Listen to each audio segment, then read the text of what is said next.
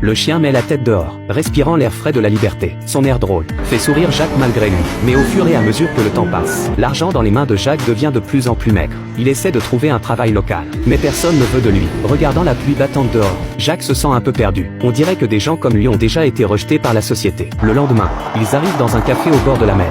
Ils prévoient de prendre un déjeuner. Mais soudain, Jacques se sent oppressé dans la poitrine. Il se dépêche de prendre ses médicaments. Mais il réalise qu'il a déjà tout pris. Voyant l'expression inquiète du chien, Jacques le rassure en souriant. De toute façon, les médicaments ne le guériraient pas. Ne pas en prendre n'est pas si grave. Il descend de la voiture pour acheter un café. Avec ses derniers billets, il achète de la nourriture pour le chien. Regardant le joli panier à chien devant la porte, Jacques se lève et commence à discuter avec le propriétaire. Pendant la conversation, il remarque que le propriétaire aime beaucoup le chien. Il décide donc en silence. Il et son chien s'asseoir près de la rivière pendant longtemps. Le soir, Jacques retourne voir le propriétaire. Il lui demande s'il peut adopter le chien. Voyant l'expression surprise du propriétaire, il n'a plus d'argent et ne peut plus subvenir aux besoins du chien. Ensuite, Jacques écrit le nom du chien sur le panier. Il remet la laisse du chien au propriétaire. Et, avec beaucoup de douleur, il s'éloigne, regardant son maître monter dans la voiture. Le chien semble comprendre quelque chose. Il aboie sans cesse, tentant d'attirer l'attention de son maître. Peu importe combien Jacques essaie de le rassurer, le chien persiste dans son idée. Il préfère marcher aux côtés de son maître, plutôt que de vivre une vie paisible.